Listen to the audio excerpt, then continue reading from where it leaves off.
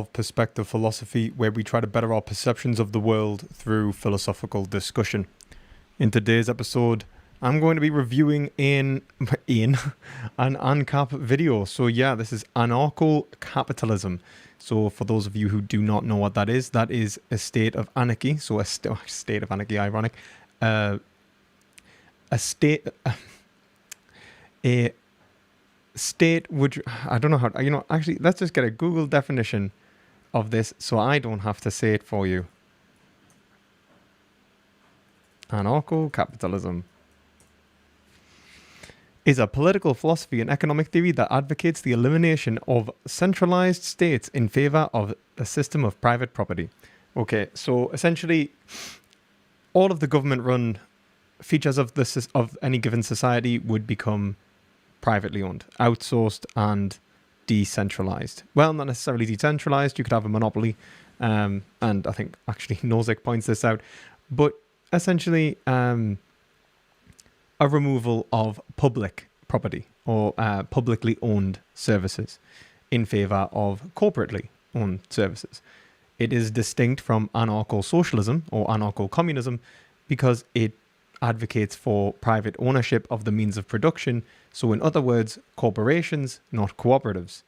Corporations control the justice system. Corporations control the health system, the education system, the roads, whatever's going to get fixed. Everything in society is corporate owned or privately owned, at least anyway. So yeah, that's anarcho-capitalism, and anarcho-capitalism is think of it like very big, like very extreme libertarianism. So like it's very closely linked to libertarianism, except states that there is no need for a state, no need for any publicly owned property. Okay. And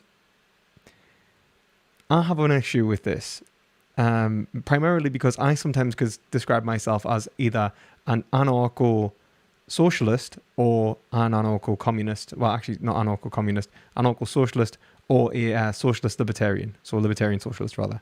So I probably lean closer to the definition of libertarian socialist because I argue for a monarchy and democratization. I think that anarcho-capitalism usually misunderstands the conception of freedom and tries to maximize the individual's subjectivity by removing restrictions, rather than understanding that restrictions themselves actually perpetuate freedom. And so we're going to get into that.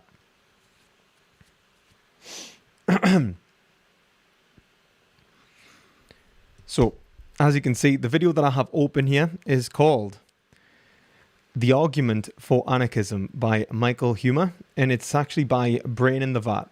Brain in the Vat? Yeah, Brain in the Vat. So check them out. The link's in the description. I haven't really watched their content before, but I got sent this by one of my viewers. So if you do like this content, then yeah, feel free to recommend more content for me to review, for me to respond to in the Discord server on the video requests tab. So yeah, so let's get into it.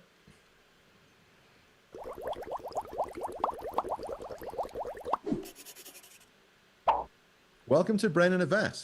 Today we have Michael Humer from University of Boulder, Colorado. Michael is in a state that some would describe as rather anarchic, but I think he'll object to that abuse of the term anarchy. Michael has written one of the great books on anarchy as a political system, and we're going to be talking about that today, and not the sort of sense of chaos and burning that one might find in places like Portland. So, Mike, would you like to start with a thought experiment? Yeah, so, I'd start my book, The Problem of Political Authority, with this hypothetical example. So, suppose that I live in a neighborhood where, we have this problem with vandals, and for whatever reason, nobody's doing anything about it. And so I decide that I'm going to fix the problem. So, like, I and my family get our guns, and we go around the neighborhood looking for vandals. And when we find one, we kidnap him at gunpoint, and then we lock him in a little cage in my basement, right? And I have all these cages there, and don't worry, I feed them so they won't die or anything. But and if you want, you can. Because that's why I was worried. Not that you are, taking the law into your own hands in a decentralized way, and being the arbiter of justice without, any form of legitimate authority, which is what this is actually going to be about, isn't it? Because we'll have to talk about what is legitimate and illegitimate authority.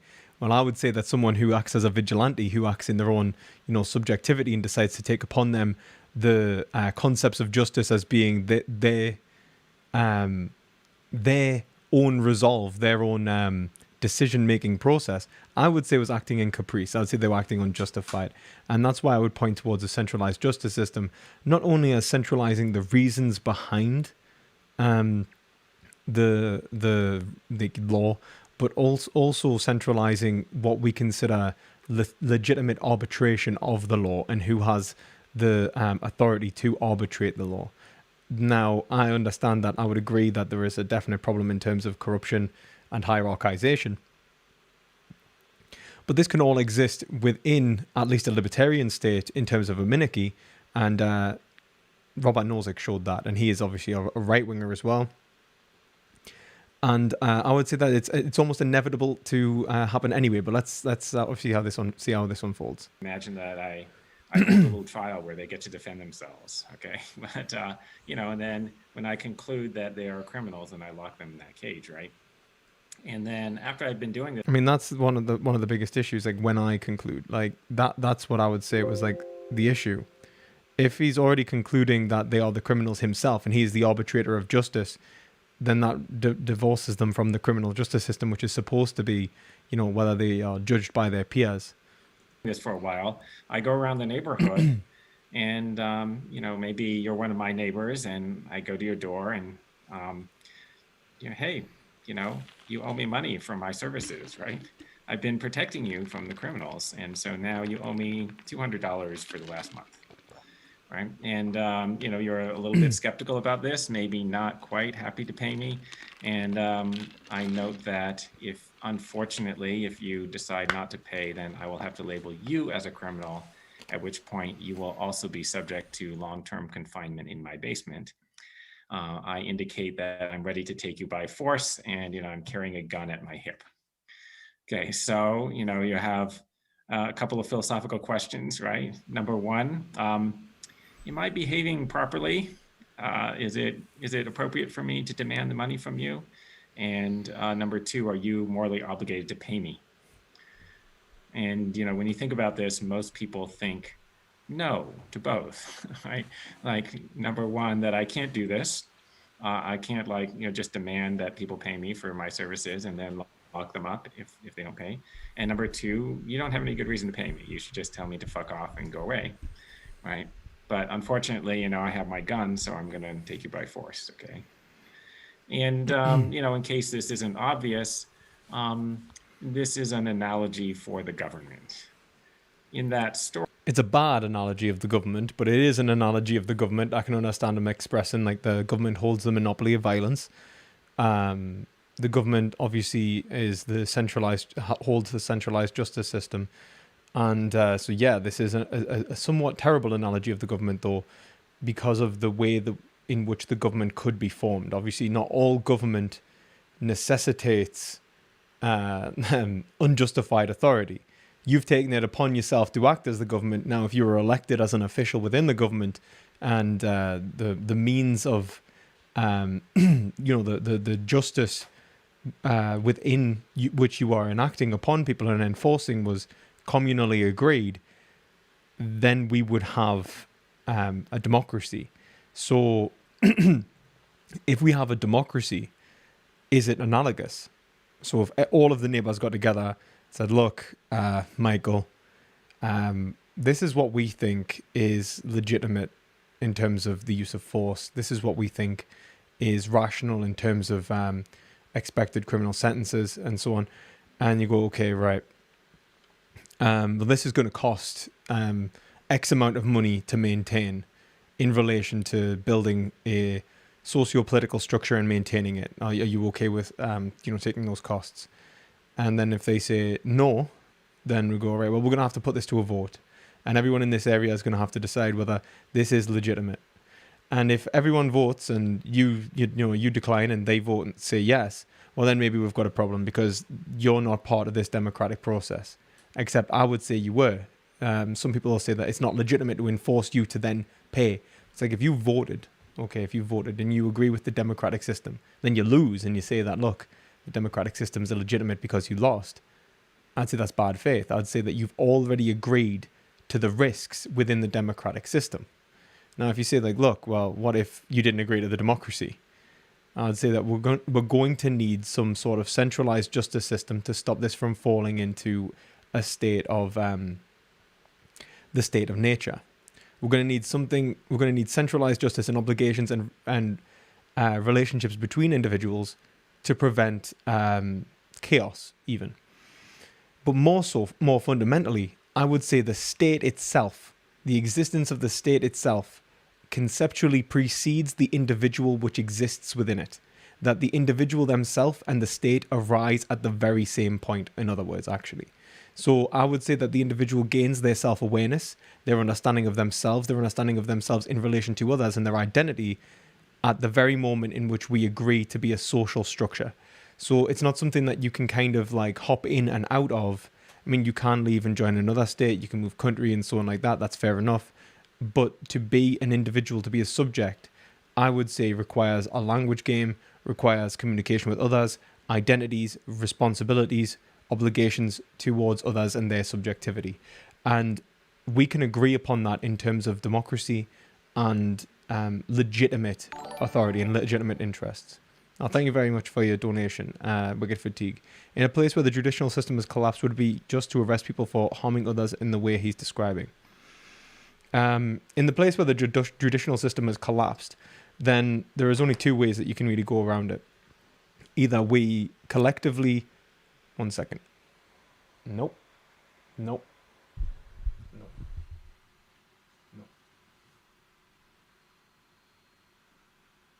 Nope. Nope. Good boy. We collectively... Your dog was just about to knock the camera over there.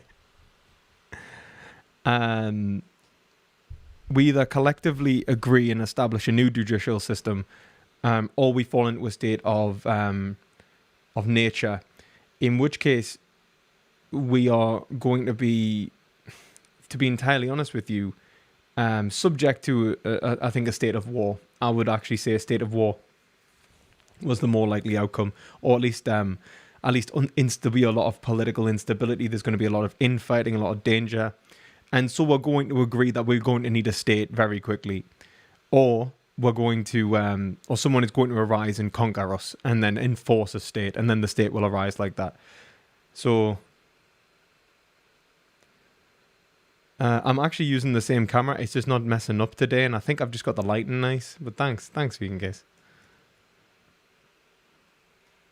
I am a small government. Right? I'm like acting exactly like the government. Okay, most people think it's unacceptable. Why is it different when the big government does it, right? And just because it's just me and my family, so we're really small government. And as far as I can tell, the only difference with the U.S. government is that it's a lot bigger. So this is an argument for why the government or a state is not politically legitimate, right? Just like I'm not politically legitimate if I start imprisoning people in my basement and demanding money from others for protecting them from those people. It seems like the state is not legitimate in demanding taxes. Okay, so the one set of questions we could ask is around, are we sure that's the case? Is this a good analogy? Is the government really not politically legitimate? But I'd like to put those aside because we have discussed some of those questions in Yeah, that's a bad thing to put aside necessarily. We're just going to put aside the main issue, which is whether that actually fits the bill. Previous episodes. But the questions that I really want to ask now are, okay, so if we don't have a government and we don't have a state, so we don't have someone locking people in their basement, we don't have a collection of people locking others in their basement and demanding protection money, what would we have? So what kind of society would we have? And one of the questions, the first question that comes to mind is, how would we secure our own personal safety? So in this case that you've given, the way that the neighbors secure their safety is through you locking criminals in your basement. If those criminals are not locked in your basement, how do those neighbors secure their safety? the anarcho-capitalist idea is not to not have any security, right? It's not to kind of like abolish that whole function that the state is performing. Rather, the idea is to privatize it, right? So the anarcho. But why privatize? That would be the question. Like, why privatize and not nationalize? Why remove the state in terms of the state apparatus and in terms of justice, for example? Why would outsourcing be more efficient than having a democratized state apparatus which could then, exist independent of the market, in which could probably run it more efficiently and cheaper than the market itself, which is actually what Nozick says, and actually says, like, look, the centralization, like the idea of decentralization of justice is probably going to end up in monopolization anyway, and conflicting it's going to cause conflictions within the justice system as well, which is going to cause more issues, and we're going to have companies set to regulate those systems, and it's going to become a bit of a mess. And so I'm just wondering why we would choose to outsource rather than nationalize.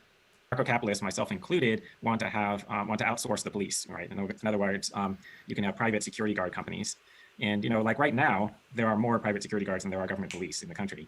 And right now, there are occasionally times when except like the private security guards usually can't actually use a considerable amount of force. They're mostly for show, and it depends on, like, obviously whether we would consider the use of force by a private security guard, like who justifies a reasonable amount of force to the security guard. Is it in the company itself, or is it in the population? How do we determine whether the corporation is abiding by a rule set from which the population would deem acceptable and reasonable? When even the government hires private security instead of using their own police, right? Government hires private security instead of using their own police because you have one of the most right-wing governments in the world, which seeks to outsource as much as possible in order to put as much money into the private system as possible from the public sector. So this is why I would actually have a go about the government, because I believe that the government right now is illegitimate. It is an illegitimate authority. It acts upon us rather than allowing us to act in relation to our own interests. It governs us without having any real justification. We do not live in a true democracy. We do not live in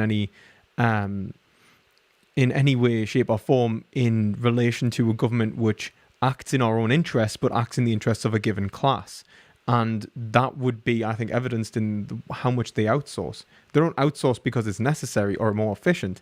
It's more efficient not to outsource. It's actually cheaper. In fact, the Pentagon, when it was audited, one of the main criticisms it got was that it was spending an extra 200 million or 2 billion a year. It might even been 200 billion. I have to double check a year on outsourcing unnecessarily. If it wasn't outsourcing, the public would actually save money, which is obviously a critique of this system. Why are we spending unnecessary resources on something we all agree is necessary for society to function properly? So, and you can imagine just doing this in more and more places, right? What if the government says, we don't want to patrol this area anymore, we're going to hire a private security guard company, right? And what if they just do that in more and more places? Eventually, they're doing it everywhere, right? So we live in South Africa, and we find ourselves in a very similar situation where there are many more private security than there are police. And that tends to be the case that the wealthy supplement the police with private security. In other words, there isn't a confidence that the police will look after them, and so they hire these agencies. But here might be a difficulty for your position. Isn't there a massive issue with corruption in the private security companies in South Africa, though? I've heard that from a lot of South Africans. So the way that the private security agency currently works is they will apprehend someone and then hand them over to the police for prosecution in the event that they were attacking your house or caught in the middle of a robbery. Now, if we have no central state and we have no agreed upon set of rules as to what constitutes a crime, and we have no police force that private security can hand someone over to, how do we resolve this? So it might be that you've got a number of different agencies, and people sign up to them because they provide what they deem good protection services in a marketplace, but they might have very different rules as to what counts as a crime. So for example, you can imagine someone saying, well, I want a private security agency that's going to lock up my noisy neighbors. So I'll pay extra. If they're playing, Black Sabbath at 2 o'clock in the morning, if you beat the living shit out of them, I'm going to pay extra for that because I really, really hate that. And on our rules, in our sort of, in our company that we've signed up to, everybody agrees that internal members won't play Black Sabbath at 2 o'clock in the morning. We can do this to the externals. And other companies have their own particular sets of rules. Bon Jovi and other companies. Yeah, I mean, that definitely deserves a big beating for playing. So how do we deal with this issue? In other words, you have different sets of rules and you have no central authority that, the alleged criminal can be handed over to. Yeah, I mean, there sort of a few different cases. So if you're living in a particular neighborhood, you might have a homeowners association for your neighborhood, or if you're in like a building, like an apartment building, it might be an HOA for that building, or you might just, if you're renting, there's just an owner of the building, and so they could determine what the rules are on their property, right? Like if you're renting, then the landlord determines what the rules are for that property. If you're in But what is a justified rule and what is not a justified rule? Is it just determined by who owns the property? In which case, what happens when property becomes conglomerated and we end up with a rule, like a monopolized structure in which someone details the rules, the law, and what is criminal in that property? How do we then say that the rules are illegitimate? Is there something as an ethical basis that individuals are appealing to in relation to the propagation of laws? Now, I'm willing to bet that he hasn't got this, because one of the main things I see with anarcho capitalists is no understanding of ethics. But we'll see. In an HOA, the HOA determines what the rules are. Okay, another case, though, is you could have interactions between people who maybe live in different neighborhoods. And so they might be under different rules. And then what? And they might also have different security companies. If they have the same security company, there's not a problem. But what if they have different security companies? Well, there is a problem if they have the same security company, because even internally, you could have issues with the security company and how much like you are insured in relation to the security company, like what you are protected from. You could have different plans. Oh, but we'll protect you from theft, but we'll not protect you from home invasion. Oh, there's someone broke into my house. Oh, but you're only on this plan. You only pay £20 a month. You need to upgrade to the £40 a month plan to get protection from home invasion. Would you like to do that? Oh, yes, could you? Oh, well, okay. Well, we'll process your claim and we'll get back to you in 2 to 4 days. Like, and then what happens is they need to have their dispute arbitrated by a third party. Now, what happened in our society is they go to court. Right? Like, you're complaining about your neighbor playing this music and you think he shouldn't be allowed to, and he thinks he should be allowed to. And then in principle, you can go to court, although that's an extremely inefficient and expensive way to go, right? But if it gets bad enough, do that. And in the anarcho-capitalist society, obviously, you can have third-party arbitration before you get a civil court. You would also go to the court. It's just that the courts would have been privatized. So there would be like private arbitrators, which there are right now. They don't call them courts because the government courts get called courts, but there are private companies that resolve disputes. Right, and many people go to this even in our society, even though there's like a government system, because the private system is better, right? So like if you sign a contract with someone, very frequently there will be a clause in the contract that says if we have any disputes, we'll go to private arbitration, go to an arbitration company. Okay, but is there anything that establishes, let's say, like inalienable rights of citizens in this state, or is justice itself a commodity? And the reason for that is, well, it gets disputes resolved faster and a lot cheaper, and probably more reliably also, right? Reliably. Does it? I mean, I'm not going to lie. I don't think outsourcing is more effective. Not only because we're assuming that a lot in terms of the economics of outsourcing actually being more efficient, because, I mean, in terms of the NHS spending has went up since we started outsourcing. Public spending in the United States goes up because of outsourcing. I mean, when you outsource, like, for example, something like an insurance system in terms of medical care in the United States, you end up with something like what you have there, which is twice as expensive per capita than the UK's national system. So why would you think it was more efficient and more effective to provide private services which are actually going to struggle to communicate with one another, are going to have financial disputes and have issues with property law that would not occur in a unified single payer system, or even better, a nationalized system? In the sense of sort of like being perceived as fair, right? And so like that's what you do if you have a dispute with somebody who has a different protection agency.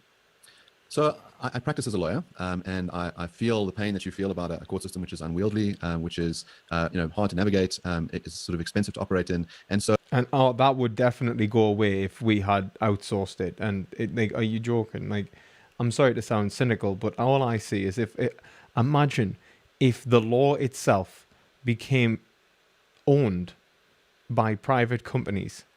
I know it already kind of is, but it's like. Imagine how so you are a private judicial company and you want to monopolize the area. So what you do is you create a legal system which is almost impossible to navigate, and then you sell like essentially the one-stop shop for how to navigate that system. And so all we'll end up with is the conglomerization or monopolization or conglomerization of justice as a whole, in which individuals have to go to a certain legal school to learn the right kind of law in relation to the laws that are being lobbied for, or like basically lobbied for, directly bought by the corporations that are the wealthiest in the judicial system. And then obviously, but people think, oh well, this it will aid competition, and until there's an economic collapse and recession, which is built into capitalism. And obviously once these companies lose money, another company will come in and basically buy up all their stock, buy their resources, merge them into their own, and then become larger and larger and larger. And other smaller security companies will start finding, well, wait a minute, there is market blocks appearing in relation to how we can, the areas in which we're allowed to operate, how we're allowed to operate, what means we need to go to operate. Like, so for example, I know that I don't want small security companies, operating in a certain way. So what I do is I essentially I offer everyone in a certain area where this security company can operate discounts on plans, or I and just for a short time, so I run them out of business, or I constantly deliberately come into conflict with them and make them spend their money on judicial costs or insurance, and then I conglomerate with the insurance company, and I talk to the insurance company that covers this judicial company and their legal costs, and I say, look, if you insure them, I won't buy insurance off you. Whose custom do you want? And so now they have to go to the competitor, and when they go to the competitor, I say again, like, if you insure them, I will also not trade with you, or my other competition, who is like a conglomerate, like the alternative conglomerate, is saying the same thing. And so we agree that insurance costs have got to be a certain price, maybe higher than they would otherwise be, or or we force them to be higher by directly coming into conflict. And none of this can be stopped because there is nothing to turn to that would centralize justice. So it's a common discussion among colleagues that we should have arbitration centers. And there are a few that operate, but I will say this. You mentioned the idea of people agreeing to be bound. So let me give you a case where we can sort of see how an arbitration would work very well. Let's say we're both employees of the same company, and we have a Christmas party, and at the Christmas party, I give you a hug, and then my hand slowly kind of goes down your back, and I pinch your bum. And you say, whoa, like that's a breach of our sexual harassment policy, and we as employees are signed up to a particular code. And you say, well, I want to go to HR. And HR now says you both agreed in advance to be bound by the rules of this body, and we're going to have sanctions. You're going to you have to go on forcible leave for 2 weeks, or we're going to fine you and dock your pay, or you guys have to go through some sort of kiss and make up session. So that all makes sense. I wouldn't do. Exactly. Yeah, the bum squeezer wants the kiss and make up session. But here's the problem. Let's say I go to your partner's Christmas function at some other company, and I pinch their bottom in the same way. And they say, well, we must go to arbitration. We must go see my HR department. I say, hold on a second. I'm not an employee of your company. I didn't sign any contract. I'm not arbitrating to anything. And that is the situation we generally find ourselves in, that the people we want to arbitrate with are not the people we have agreements with. So when we say to the other person, but it's going to be so much cheaper and more efficient, and we can pick a judge who knows the rules of our particular area and we can get a specialist, then this is exactly the kinds of things we say as lawyers to the other side all the time. It would be best for both of us if we agree. They say, but I don't want to agree because I don't want to pay you. I don't want to be held. I don't want to be sanctioned. Take me to court because it's cumbersome and difficult and all that stuff. So the difficulty is, if we have not agreed in advance to be bound by an arbitration contract, how are you going to bind me after the fact, after the sort of wrong has already occurred? Yeah, you showed up, like on somebody else's property, right? At somebody else's party. Well, then like I call my security agency and they go to you and they say, hey, you harassed Mike. Now you have to pay us. And then what do? Then you call your security agency and they go, oh, our client says he didn't do this or whatever. Okay. And then my security agency negotiates with your agency. And, how do they resolve it? Right. Well, like the most efficient way for them to resolve it is they go to an arbitrator. Okay. And you go, hey. It's in 1.5 speed. And let me just point out, like, obviously if the two security companies are arbitrating between them, obviously their interest isn't going to be your interest. The interest of the security company is going to be their interest because they're privately owned companies. And so they're going to be like, right, do we want the cost of arbitration? Okay.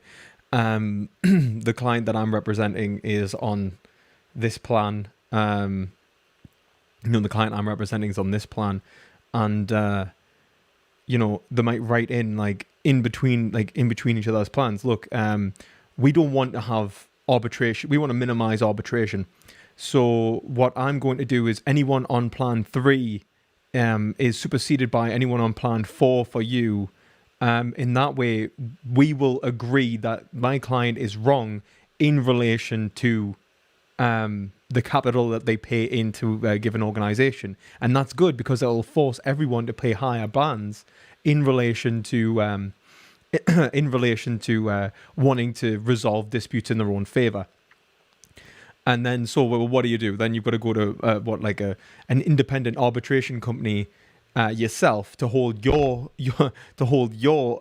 security company as not performing its contracted duties. Or you may want to say that this security company has an obligation, but what obligation does it have? So the security company has to perform acts of security, but maybe not in relation to certain aspects and so on. And so what we have is things that security companies won't do, place themselves in undue risk, for example.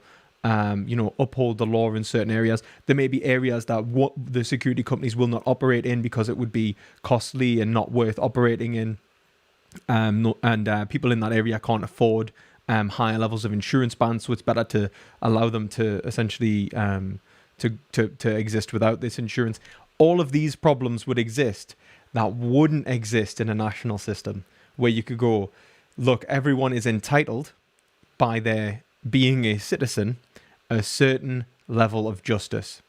And not only that, I mean, Robert Nozick even shows, thank you for your donation, Wicked Fatigue. What do poor people do in these situations in ANCAP societies that they can't afford security costs? I have no idea, Wicked Fatigue. I have absolutely no idea. Because Robert Nozick solves this by going, we are going to have to provide them justice for society to function, because otherwise they are going to go and fucking kill us. So he basically says society will rip itself apart if we don't have central justice, because it's not that they'll kill them, but essentially you bump into someone's car and they don't have car insurance. Well, what happens?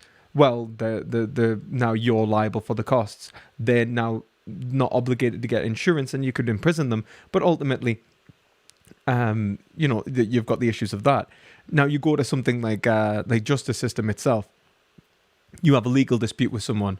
They don't have any ability to have arbitration, so there can't be a legal dispute. That's fair.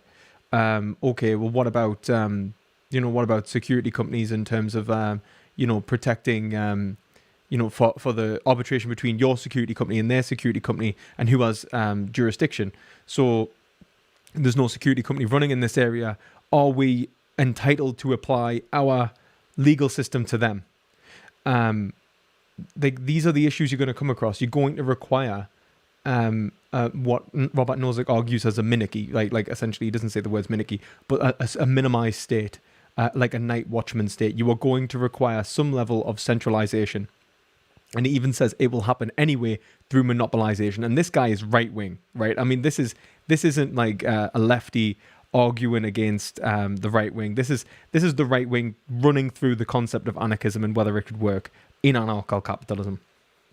And he concludes at the end of this discussion that what you are going to end up with is conglomerates and monopolies, and that's just inefficient. It'll escalate prices and it'll ultimately not be good for anyone. And it also concludes that through the principle of compensation, you are going to have to provide a level of justice for society to function. Otherwise, you can't hold people to standards. You can't allow for the justice system to work effectively and function legally and fairly. And so, fairly.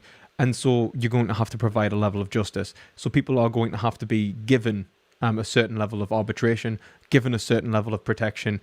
And it would be more effective to do that rather than paying for their insurance, which they do in the United States, which is absolutely ineffective because corporations want to, achieve the maximum amount of money from the taxpayer, and there's no real bargaining. Instead, they'll provide a national system. Why not provide a national system? Now, Robert Nozick points towards, giving insurance plans. I think that's ineffective, and I think that it's I don't think it's even justified. I would talk about whether an individual has the right to use monetary influence to gain social advantage over another in relation to concepts such as justice. And that's an ethical question, which I am yet to hear a good argument for as to why someone could pay for better legal representation or education or healthcare, especially in relation to the way society functions and like the need for education, healthcare, and so on. And also I'd talk about what is the value of humanity and the function of the market. What is the purpose of the market? Do individuals have any value without considering ethical value in relation to others? These are the ethical questions that I would be engaged in. And I don't see that in relation to anarcho capitalism. Hey, you could say to your agency, hey, no, don't go to arbitration, just refuse, right? And then they go, fuck you. We're not going to war for you. Why would we do that? Well, they might go to war though. Like, why would you assume that they wouldn't go to war? If you're a bigger agency, you've got guns, you got better tech. Why not go and crush the little guy? Like, why not? And then how would you? And if this is how it's being resolved, if we're allowing them to go to war, then you are going to find this turns straight from anarcho capitalism to neo-feudalism real quick.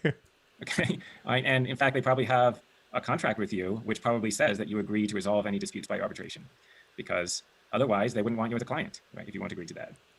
That seems like the junction when I sever my contract with the security agency. I say, hold on a second, you're right, maybe I did sign such an arbitration agreement that I'd be bound, and you no longer represent me. I'm out. Now what? Your company says, but we agree with your company, and now you're going to take arbitration. I go, no, they don't represent me anymore. You have no authority to take me to a external arbitrator. You are now acting like some illegitimate body imposing your will upon me. So I don't agree.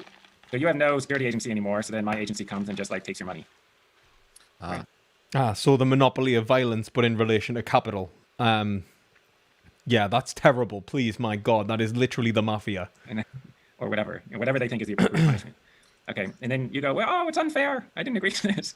Right? But I mean, the libertarian philosophy is not everybody has to agree to everything.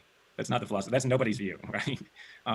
If you committed a rights violation against somebody, then like you have to pay compensation. Like you don't have the right to not agree, right? A rights violation, but if you're talking about a rights violation, you have the right to security. You have the right to justice. Would you not agree with that? You cannot agree to something. Like you cannot agree to work for me, but you can't not agree to pay compensation if you committed a tort, right? This I find fascinating to my mind, that you're going to bring up words like rights and torts without a central state authority. So if you want to say, okay, well, hold on, there's some moral system sitting behind all of this, and we all agree that there's a right and a wrong. I mean, we don't agree on the contents of our rights in different legal systems. So you want to say that we all would subscribe to some sort of inherent set of rules in the background. Well, I want to know how you get to those rules without some sort of state system which is imposing the rules either through that system. Like if you don't agree, if you don't agree that people have rights, I don't care, right? Like it's not. I don't think it's the libertarian view, and it's certainly not my view that I only have rights if you agree that I do. Wrong, right? If I run into a psychopath who thinks nobody but himself has rights and like he can kill anybody, well, no, right? And then then we just hire security guards to take that guy prisoner or whatever we think is appropriate, like exile them or whatever. Whatever we think is appropriate, not like whatever the security company thinks is appropriate. Is there any any sort of codification that we would deem as the reasonable use of force or reasonable use of violence or anything like that from which everyone in society can actively participate and agree upon? Because that seems like the rational course of action in relation to, centralized justice, since you're talking about a system which is going to force centralized justice. And they go, no, I don't agree that you have rights. So I don't agree that murder's wrong. And then we go, well, we don't care. So a very important part of your setup is that people generally need some sort of security agency to protect them from others. And things will often conflicts will often boil down to some sort of arbitration where the two parties are our respective security companies. And the weird thing is what happens if you do have enough capital to manipulate the security company? So you're like, look, hey guys, I really want to, take control of this property in this area. And I'm a massive corporation and I have billions at my disposal. So I hire the top security companies. I just buy them all. I just say like, look, every security company here, this is what's going to happen. You're going to go in and you're going to take the property of this class of individuals.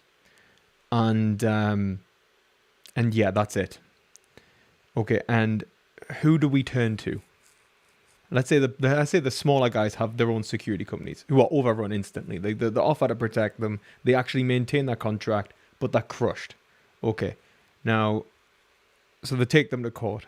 They get to court, and their legal representation's not as good, or the legal system, the independent third party system as well, is being manipulated by the capital, just like it was manipulated in the times of subprime mortgages in relation to what was considered a justified how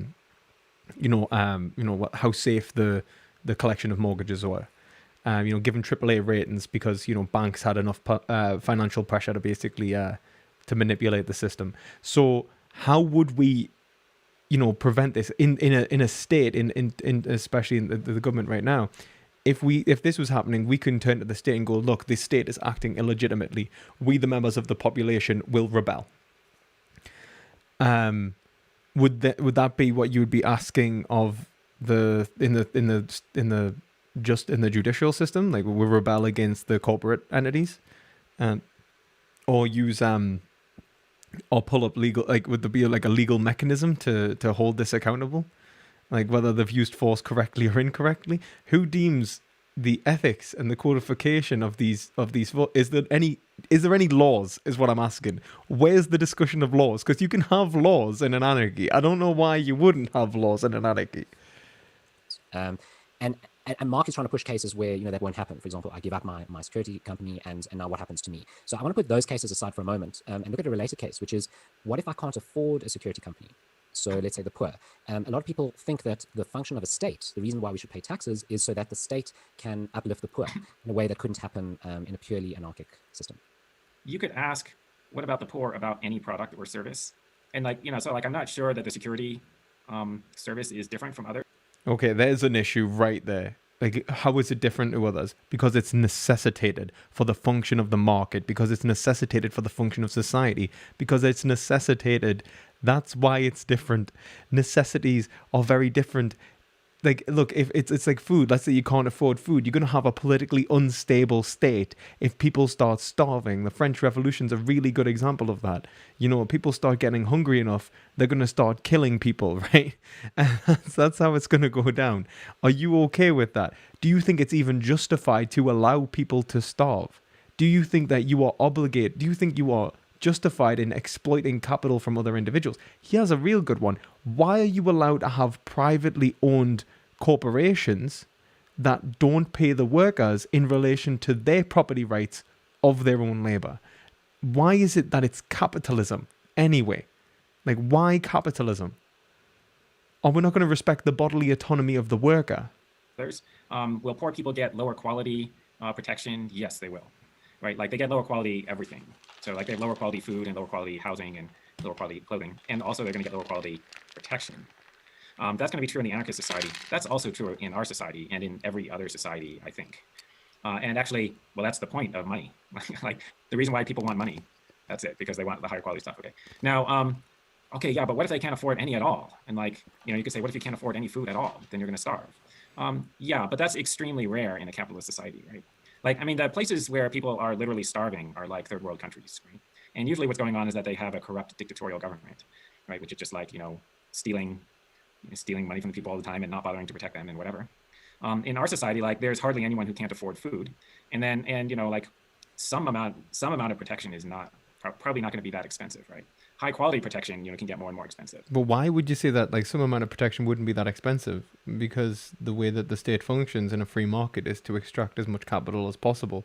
So it's actually going to regulate itself, in which you're going to have some people who are deliberately incapable of purchasing the product in order to keep the scarcity high enough so that it's more valuable to those individuals who are capable of purchasing it. So this is what we do, and why we throw away food. For example, we have a lot of food that we throw away because if we were to sell it off for a lower price, we would undermine the market, which allows it to sell at this higher price.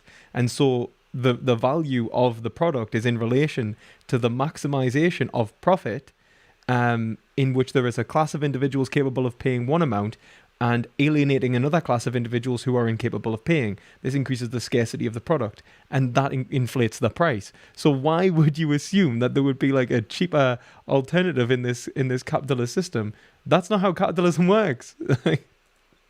Okay. But anyway, like, yeah, what if they can't afford to pay for protection services? Well, then they'll probably be in the situation of the poor right now, right? Because they're not getting much protection from the government anyway, right? So let me give you an interesting case. Let's assume that I'm this very wealthy guy. Well, that's not necessarily the case. Like, I mean, like, look, if someone breaks into your house, the poor can call the police. They are getting enough. Like, don't get me wrong, I've lived on a very like a poor estate, and the police aren't great. Like, I'm not gonna lie and say like the police were really great. Like, oh yeah, absolutely great. But if I had called the police, like someone's broken my house, is gonna try and murder us with an axe, the police are there. Someone has put me windows in. Like, it might take them 2 hours to show up, but the police will turn up. If I'm in immediate like threat of like immediate mortal danger, the police are usually fairly at hand, no matter how much money you have. Who can afford the creme de la creme of protection services, and I've got a bunch of buddies who can do the same. And we've sort of set up ourselves as this oligopoly of roving warlords, and we have a particular penchant for kidnapping, and it wouldn't be rape because in our system we don't have a set of rules that would call it rape. But we go and we take people from the poor village, and we take them to our houses, we have sex with them against their will, and then we torture them to death, and they can't afford protection agencies. Our rules perfectly allow it because these people are untermentioned on our set of rules. And what are they going to do about it? Well, nothing. They're poor. Now, it might be doing something immoral, but it doesn't seem like you could do anything about it under your system. In the current system, you can. In other words, there are rich people who get away with exploiting the poor. But if you go and commit a crime recognized by the state, like murder or rape or torture, being rich only gets you so far. You're probably going to wind up getting incarcerated and removed from society. Without any central authority, I don't see how that works. Yeah, so I mean, like one thing you can do is just come up with purely hypothetical scenarios of like things that are logically possible to happen that would be bad. What do you mean purely hypothetical? That is legit. Like, I mean, like that kind of shit actually happens. Like, that's not like purely hypothetical. Like, you get people who do that. Like, you get like sadistic, evil, horrible individuals. You're just giving them a way to do it with legal jurisdiction. But there are equally possible scenarios. Like, what if the government decides to like kidnap a bunch of people and rape and murder them? Yeah, well, then we would hold them responsible, and we make mechanisms within the government to hold them responsible in relation to us, the legislator. And I think that's what we should do, is have a more democratic system. It's like when we talk about like anarchizing the state, and as a libertarian socialist, what I mean is the devolution of power so that I can have greater input in relation to local authority, and then that local authority has input in relation to the national authority. And yeah, that's kind of what we really mean. Like, nobody really wants deorganization. Like, this kind of anarchism's the kind of shit that we usually try and tell people we're not.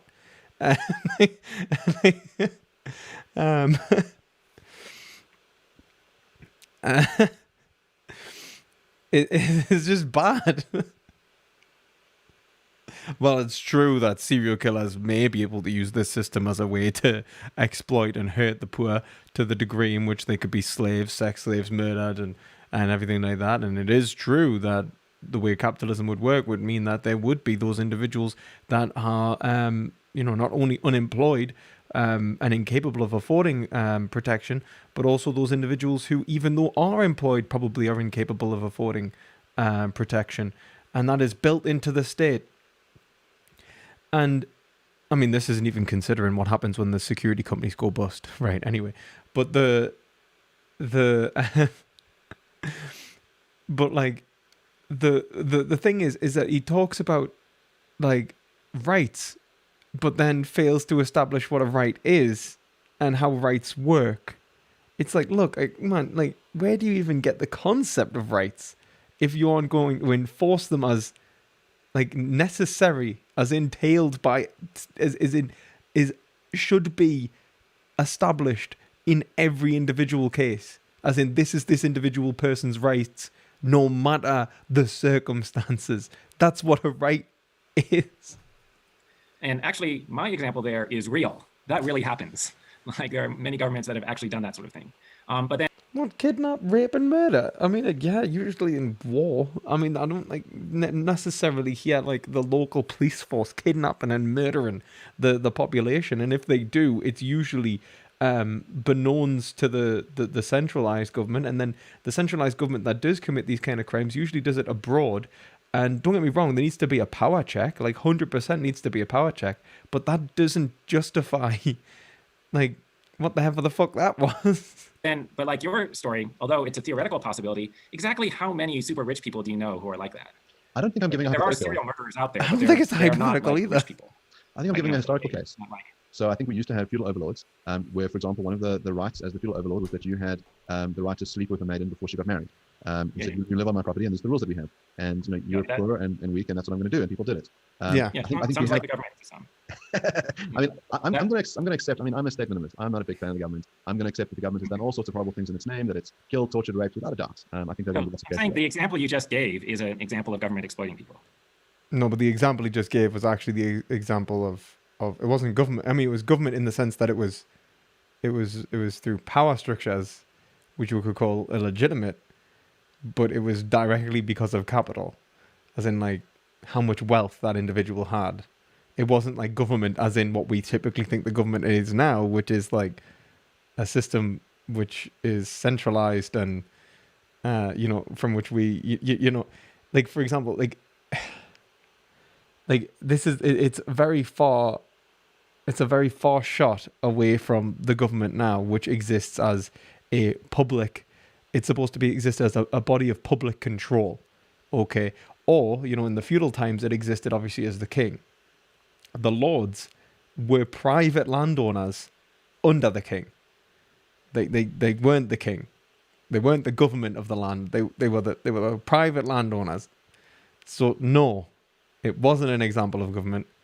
It was if you accept that the king could basically supplant any of them at any time and establish the wealth of anyone, because he held essentially the monopoly of violence, which would still exist in this case anyway. But the private landowners, Like the feudal overlord is the government, right? Sure, and it seems like, in other words, when we have a state, we can hold that feudal overlord accountable to a set of rules. If we have no state, in other words, there is no ultimate authority besides, as you say, some sort of moral authority that can hold people accountable. Even in a state case, if you have a state that is rogue, that does horrible things either to its own citizens or to neighboring citizens, there's a global community. Those states can be held accountable. Those leaders can be put forward in tribunals for genocide. I mean, how do you hold them accountable? Okay. Well, you have to hope for other governments to invade, and then what happens? Hundreds. Well, no, like I agree that we need to establish like decentralized power in relation, and establish it in smaller areas that we can have direct influence of at a local level. That I would argue for 100%. That's like the libertarian socialist coming out and is like, yes, we need to have power checks in relation to our legislators. Yet what he's talking about makes me feel physically sick. Like, honestly, I think I would rather live in I'd rather live in China. And that's bad. Hundreds of thousands of innocent people get killed because that's what war is, right? This isn't a great solution. Okay, but I mean, it's like, you're sort of struggling against a thing that's just like a fact of nature, right? Like, assume that some person has total power and nobody can touch them. What's going to stop them from abusing other people? Either their own conscience or nothing.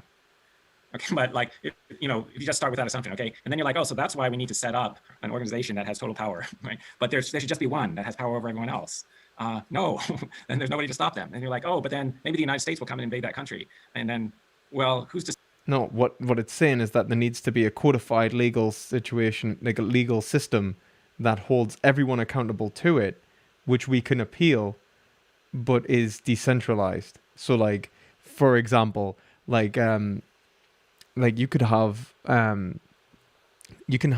local authorities which need to respect the legislation, like the legislation applied from the bottom up of the citizens, but that every citizen in the UK agrees upon a codified structure which is necessary, the necessary rights of everyone in the UK. So no matter what legislation is passed in every area, it must respect certain ethical boundaries, right? The right to property, the right to life, the right to education, things like this, right?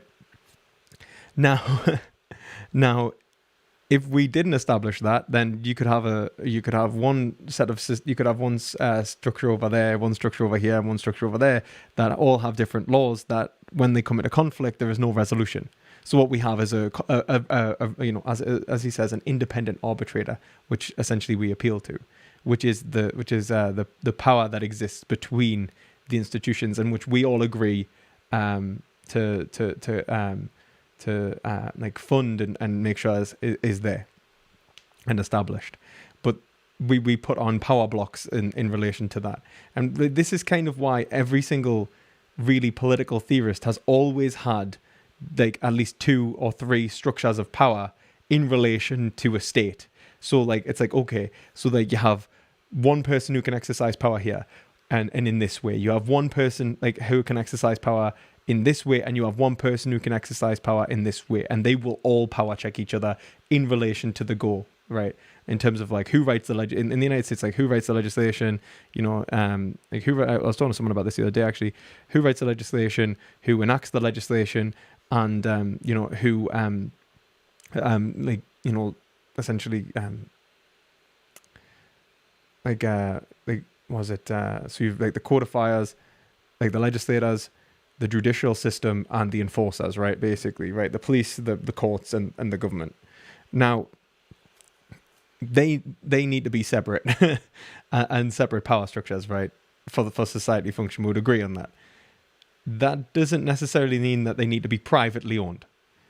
Having them privately owned it basically puts in an economic interest of the individual who exists in those power structures, which is not only coercive and used and ultimately undermines the idea of making them, you know, to protect inalienable rights in the first place, but also really prevents them from functioning properly.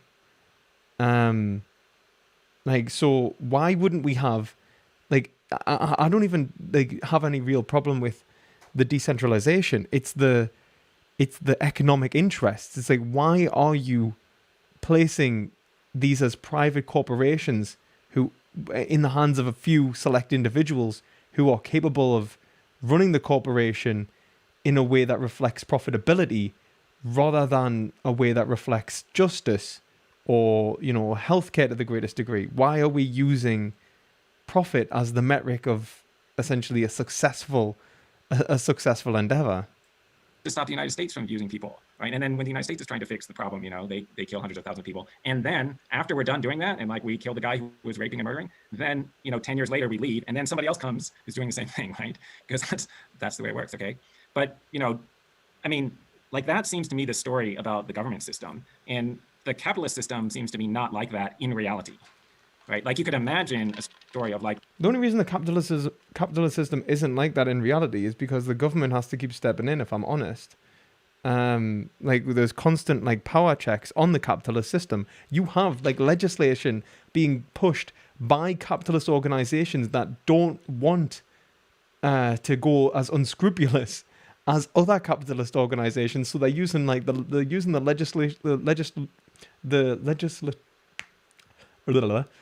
lobbying the legislators of our societies in order to place restrictions on them and their competition to prevent unscrupulous methods, right? But what about when we talk about like arms companies and, you know, slavery and all of this? Like, who will ultimately protect from like incredibly powerful individuals in relation to capital? Like the reason that the government power checks corporations just as much as corporations are supposed to power check, you know, the government in that respect. This evil genius businessman. Like, what if Bill Gates was evil, and then we get rid of the government, and then Bill Gates can, like, you know, start raping and pillaging? Okay, yeah, but you know, he's not going to do that because like that's not how business people normally are. Oh, what the fuck? The government's evil, but businesses are good. Oh my god, am I the only one that thinks this guy's incredibly naive? Not like serial murderers, right? Serial murderers are not great at business, right? What are you talking about? Serial murderers aren't great at business. You're 3 times more likely to find a psychopath in Wall Street. Like statistically, 3 times more likely to find psychopaths in Wall Street. Actually, psychopaths are usually the best at business because they're willing to risk themselves and others. That's a symptom of psychopathy, and capitalism rewards risk-taking. And just like insane psychopaths and things like that.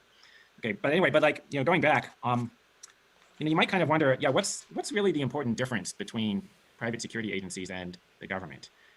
Like, there's always the situation of you want somebody to provide security, so the person who's providing security has to have like the power to force people to do things. Should I ask this guy if he wants to debate? See if I can get him on the channel. So just like that's inherently in the nature of the system, then that means that they could use that power to abuse people. Why won't they do that?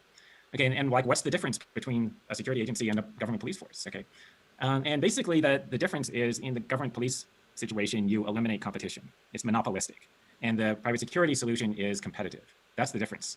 So like in the anarcho-capitalist system, there are these security agencies which are just like government police forces, except they're in competition with each other, which means like if you don't like yours, you could hire a different one. And that's what causes people to behave better, right? But then capital is able to directly influence the way in which it functions. And so the individual's power and power differential has nothing to do with their ability to vote, which is equal to 1 vote per person, which would be able to modify the justice system. And so equalizes power amongst a democratic organization, if it was truly democratic, that is, and instead subverts that and gives a much greater amount of power to those who are capable of essentially monetarily voting to a greater degree. So it is actually displacing power to a select few individuals. He thinks he's actually reducing power, and he's power checking by having an anarchical state, by dispersing power. But that's not how that works. Because if it's anarcho capitalism, it's in relation to the movement of capital, and the movement of capital is dependent upon the current situation of private property, which is actually right now in the hands of a very select few individuals. We have the greatest inequality we've ever seen in society, where 3 individuals, for example, in the United States, have the same wealth as like half the population of the United States. So the bottom half of the population have the same wealth as 3 of those individuals. Now, can you imagine trying to hold those individuals to account for a crime? If capital is basically what determines whether you can get a hold of them. So if they could, like, I don't know, hire a private security company, or hire all of the private security companies, how would you hold them accountable for the crime? Okay, now it's bad enough in a non-capitalist system, right? But imagine that it is built into the system that you can, they can buy the best plans, that they can create corporate contracts and corporate relations with these entities, like all of this fundamentally, like that the security for their businesses, that the security for like the arbitrators for the industrial arbitration. All of this is tied into the contracts, and they just go like, look, all right, yeah, I've just killed like 200 people, but if you try and hold me accountable, I'm just going to cancel that contract that's like worth $2 billion. Are you going to stop us? And they're like, all right, well, if we lose that contract, well, we very well lose to our competition, who in his state as well, from what he was describing, may be willing to supplant us by directly using force. Oh no, like we can't even afford to. If we do that, we'll be jeopardizing our own safety and the safety of millions of others. Well, we're just going to have to let him get away with murder, literally. Like, oh my god, like, oh my god. It's just the worst. He's just naive. So in the other naivety. industries, that's why they lower prices, they try to improve the quality of their product, they try to keep their customers happy. The reason businesses do that is because they have competitors. And the whole central idea of government is we should have this industry, the protection industry, it should be monopolized. Right? Unlike the other things, it should be monopolized so that the person who's providing security doesn't have to worry about any competitors. And then whatever they do, like, you just kind of don't have any recourse, right? So it sounds like when Mark raises these objections, you'll notice I haven't really raised objections, and that's because I agree. So you're the first guest we've had that I actually agree with. The way that you're dealing with the objections is in 2 ways. So the one way to deal with the objections is by saying, okay, in practice, anarchism doesn't really involve these hypothetical problems that Mark is discussing. And then the second way to handle the objection is by saying, well, these problems are also problems for a state system. For a system that has a government or a state, they're going to face these problems as well. And that's what's called a tu quo quo logical fallacy, in case anyone wants to know what that is. That's answering a criticism with a criticism. I'm curious about a certain type of problem that maybe doesn't permit to an easy explanation like that, and that's kind of at the heart of anarcho-capitalism, which is the capitalism bit, not just the anarchism bit. Specifically, we have these rules in place at the moment in the market to prevent total monopolization by one company, and they don't benefit society. The problem is, if you don't regulate the market, some economists will argue that you will generate monopolies. So how would that be prevented in an anarcho-capitalist system? I think it's mostly not economists, but sort of like just random people who think that you get monopolies if you don't have the government to stop it, right? No, no, a lot of economists argue that. Like, loads of economists argue for that. That we need market regulation to stop. I mean, actually, most famously, Adam Smith, he's actually on one money. It's very difficult to get a monopoly. So it's very difficult to get a monopoly merely by like being really It's not that actually difficult to get a monopoly. I mean, if you are already an incredibly large power structure, I mean, we're talking about media companies, for example, that are incredibly powerful. And if you look at the way that our system already is, it's already highly monopolized or conglomerized. really good at competing in the marketplace. The easiest way to get a monopoly is to lobby the government to give you a monopoly, right? And like that's where monopolies usually come from. It does. I'm not gonna lie. Lobbying the government is a big way to get monopolization. But then I'm a socialist. Because like the government already is a monopoly, and then in order to influence the government's rules, you just need political influence. You don't have to be like super good at producing products in the marketplace, which is really hard. Like producing a product that's so much better than other people's products that just like everybody goes to your company, that's extremely hard. It's not about producing a product where everyone goes to your company. It's about using means to subvert your competition and also, conglomerizing with other competition to make market blocks so that, you and a select group of other individuals may have a good advertising campaign, may have friends in the media, may have, essentially even just have like connections. And that can network your way to a level of success. So you manage to get somewhere successful. Okay. And now you network with other companies. And this is what's called conglomerization. So, for example, insurance companies are very bad for this, right?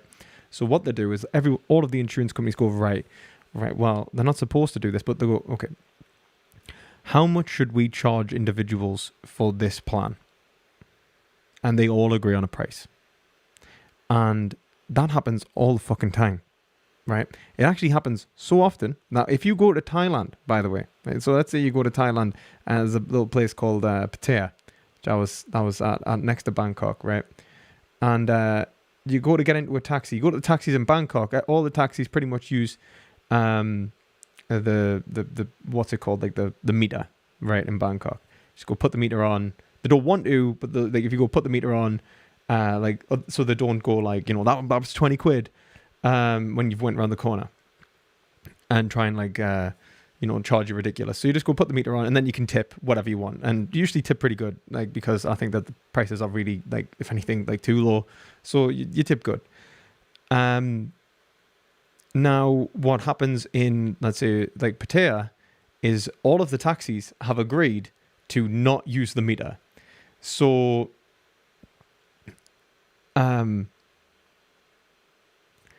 what happens is you go to get into a taxi, they go, you go like, all right, well, you put the meter on, they go, no.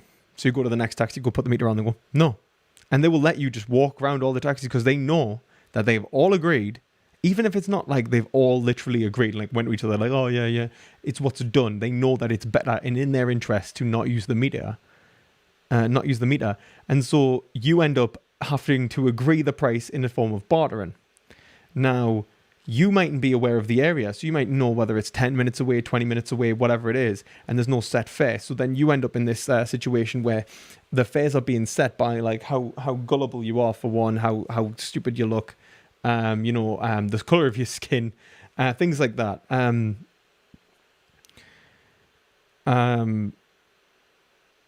Yeah, it's the conglomeration is an issue, and then obviously in relation to conglomeration, you can get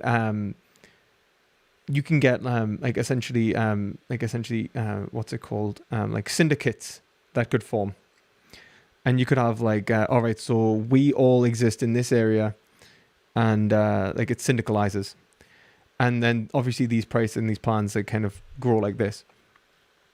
Now that's all just like essentially that's bad enough, but this doesn't even consider like other aspects of the way capitalism works. So capitalism is very much based on, let's say, the lending of capital, right? Like the banks, really big thing, right?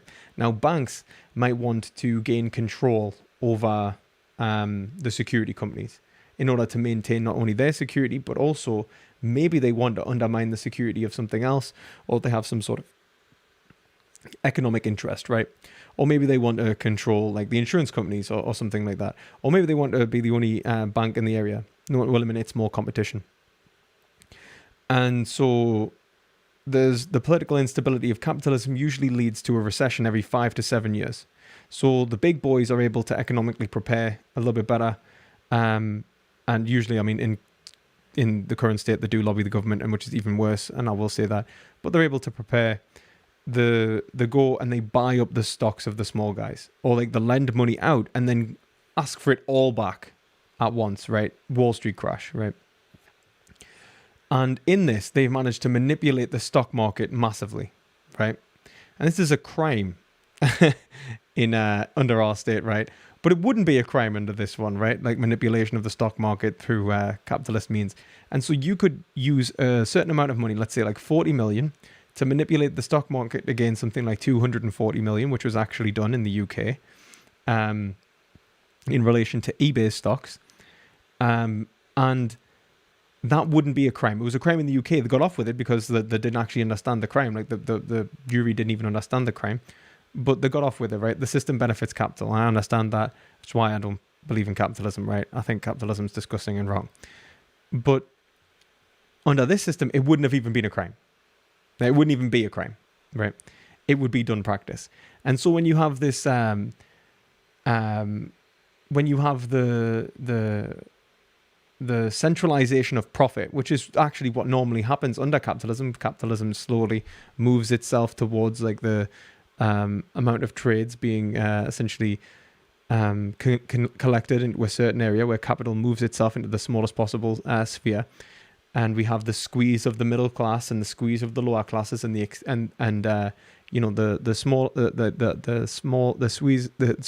squeeze of the middle class and the squeeze of the upper class, and the expansion of the lower classes in relation to an ever-growing power structure in relation to capital. We then have a monopoly. Okay, now this is how monopolies usually form. It's not like monopolies just form out of like nothing. Monopolies form because everyone's already paying in a certain way. And don't get me wrong, market blocks that are put in by the government and so on, like absolute bullshit. But if it wasn't for the government making anti-monopoly laws, monopolies would already probably be worse as well. It just so happens that regulatory capture means that the government can be bought over within capitalism. This is why we need to remove capital from the whole political structure in the first place. The only thing that is allowing governments to be bought, and this is the real problem, governments are being bought, is the fact that governments can be bought. Okay? We need to remove that. We need to like decentralize it for one, but also we need to make it so that we remove direct economic involvement in relation to the market, to its independent authority, its independent check. Because let's be honest, the market itself is being power checked by the public system. That's the idea of the government. That's the idea that Aristotle even thought that government was to be for when he talked about government at the time of ancient Greece. The government is there to ensure a fair trade. And we haven't even got into the concept of private property yet. What is private property under an anarcho capitalist system? Who determines what property rights are? What is the limitations of property? What are the justifications for property? What are the foundations of private property in this system? But a lot easier is like making political connections with some people who have power in the government if there's a government. And so like to explain why it's difficult to monopolize in the free market system. Most industries have all industries have some most efficient size for a firm. And for most of them, that size is not big enough to supply the entire market, right? And if your company gets bigger than the most efficient size, then it just becomes, by definition, becomes less efficient, right? So like large organizations just get these kind of like bureaucratic complications, and it gets more expensive per unit for them to provide goods, and then they have to raise their prices or something. But that doesn't happen because we have Walmart, which is like actually the exact opposite of that, for example. So yeah. Like that, and so like they just are forced to stop growing at some point. And Amazon, and I mean anything that this is actually, isn't this the opposite way around? Like, isn't this genuinely the opposite? So like, for example, like for certain businesses, yeah, like if you are there are certain the size of your market determines the size of your growth, and there's that kind of optimal size where look, you're probably undermining the ability to exist in the market in relation to your competition. Now you've got two ways to approach that. One, you could eliminate your competition, so then put your money into destroying them and then take their place, and then you resolve the issue anyway, and so your losses may go up but your profits go up with them.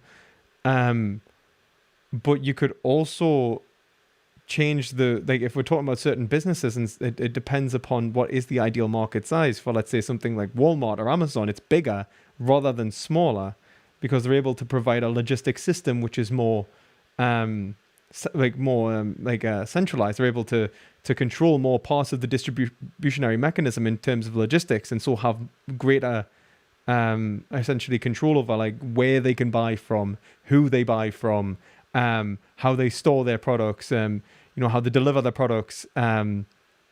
It gives them way more control.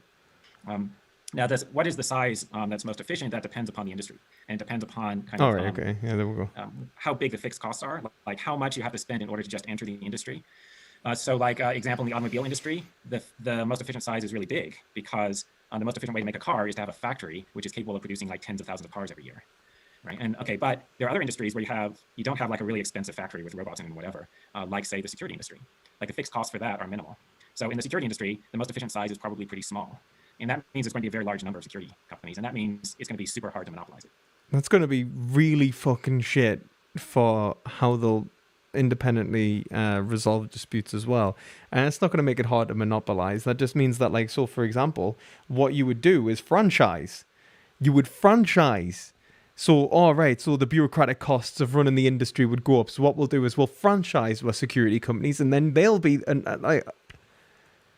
you have to be this amazing genius, which somehow your company is better than all the others. Even the ideal size of Subway may be one store, but then if I want to be part of Subway, I buy a franchise, which is one store, and then come on, man.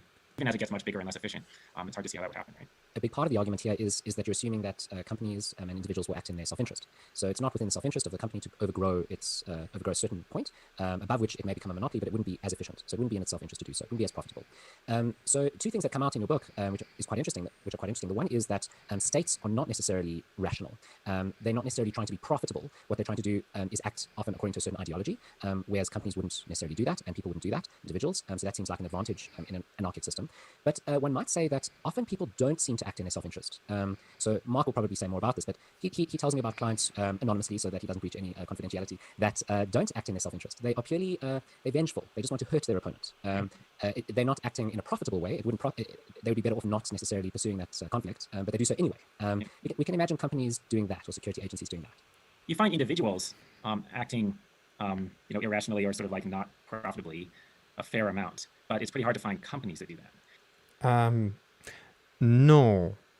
Acting profitably, not unprofitably, maybe not. But I'm not gonna lie. There are companies who, acting they try to establish the interest of profit. In general, I agree that it's probably only what companies do. But if you consider that the shareholders are a majority of a few individuals, maybe up to 20, and that the board of directors is in direct relation to those shareholders, that means the ideology of the shareholders, it holds direct influence over the board of directors and the actions they take.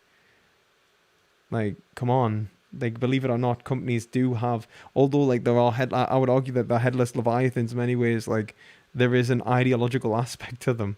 Anyway, there's a mechanism in the free market whereby that limits that, right? The mechanism is the companies that act on the profit motive grow, and they're all all these companies are in competition with each other, and the ones that are trying to be profitable get to grow, and the ones that are acting irrationally or vengefully or whatever are going to shrink, and they're going to have a hard time competing with the profit maximizing companies. Not necessarily. Now, this can be either good or bad. Most people, and critics of capitalism see the bad side, that you can have companies that are pursuing profit even when it's immoral. But most people don't see the other side, which is, you can have sometimes morality corresponds with what produces profits, and sometimes you have immoral things that are not profitable.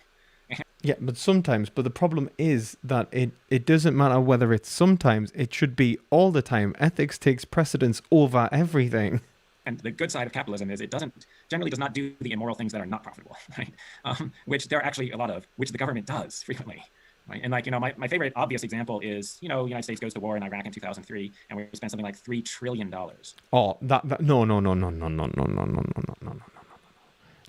That was done for profit, though. That was done for profit. Don't you try and tell me that the Iraq War was an unprofitable venture. The Iraq War was like the most profitable venture. How many dollars of private, like, look, okay, so they extract money from the population, okay, in relation to quote unquote national security, which would have to be done in relation to, the national security of the nation in any way, wouldn't it?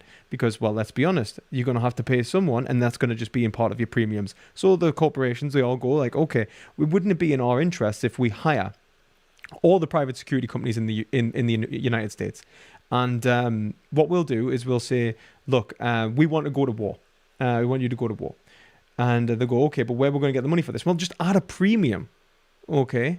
To every one of you will add a premium to the plans, right? And we'll just charge the general population. It's just a tax that doesn't get called a tax, like, and it wouldn't be considered illegitimate under this scheme. At least I can call taxes bullshit. And we kill about 300,000 Iraqi citizens, most of them civilians, and we lose whatever it was, a few thousand American soldiers as well. All of that. That doesn't happen under capitalism. No company. What do you mean that doesn't happen under capitalism? What the fuck? Like, why would that not happen under capitalism? Like, why does he think that the market would not lend itself to tyranny? He's going to do that. Like, no one's going to spend $1 trillion to kill people and get nothing for it. Kill people and get nothing for it. It was incredibly profitable. I mean, look, we're not going to consider the why we did it, which was not anything to do with politics. Like, no one gave a shit about Saddam Hussein. Like, no American genuinely gave a shit about Saddam Hussein. No American politician gave a shit about Saddam Hussein. What they did care about was oil. They cared a lot about oil, and they cared a lot about pumping the public money into arms companies. Like, this whole thing, the whole war was for money. It was for capitalism. It wasn't for the government. It wasn't for the benefit of the people. It wasn't for like an ideology. It was for capitalism. So I'm going to give a historic case. So if we sort of rewind back to a time before big states. So South Africa is founded by a company, the Dutch East India Company. So the idea was they wanted a waypoint so they could go and buy spices in the east, and so they set up a colony in South Africa. Right? And this is a company that is motivated by profit and becomes a colonizer. So in other words, takes over the land from those that live there, sets up stations. It's not killing and invading for fun, but it's doing so to protect its own interests. And to sort of set up this envoy. So you may find, I think you're right to say that capitalism is one of the greatest things that humanity has ever come up with. That the invisible hand of our private interests can yield incredible goods. That we are kept in check in some way by our interests. In other words, there are certain things that are irrational to do because they don't assist you. And capitalism produces all these incredible results, all these wonderful inventions. Human innovation produces wonderful results. Capitalism doesn't reward those results. It actually squeezes profits into those people who can extract as much value from one individual and then use that in relation to the accumulating more capital and preventing their resistance. But it does seem that it may very well dovetail with infringing on the interests of others in quite severe ways, and that the early history of humanity often is these companies going to places to make money, to make profits, to the detriment of the local inhabitants.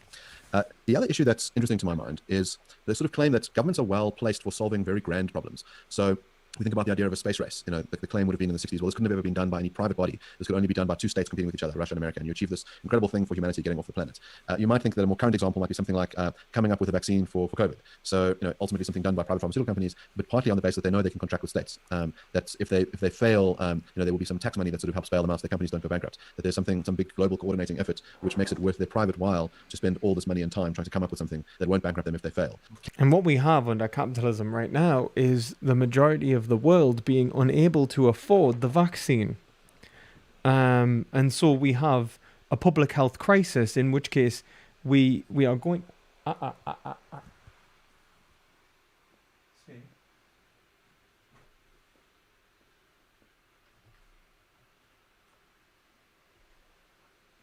No.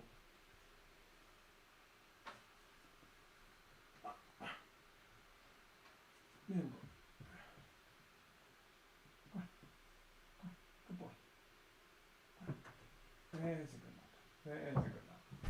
Oh,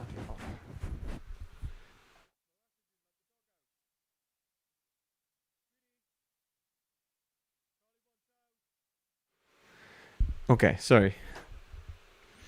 So yeah, like no, we have the majority of the population being unable to afford the vaccine. The world's population being unable to afford the vaccine, and so we have a public health crisis that's going to affect us just as much as it's going to affect other individuals. Maybe not just as much, but it's going to end up backfiring on us because we aren't distributing this vaccine to countries in which this virus will infect others for a longer period of time, mutate, and then come back. And so we're going to have to perpetually produce more and more vaccines rather than having the joint interest of going and supplying the vaccine in a socialist system, which would prevent us from having to give excess capital to corporations in the first place. So we could have done all of this nationally, publicly, and then supplied it to the population in the world. We could have come together as a fucking United Nations and done that. But we won't do that because it has more to do with money than the public good. And this is the issue. Capitalism never represents the public good. It represents the private good. And the private good always represents the good of like a few select individuals and not the majority of the population.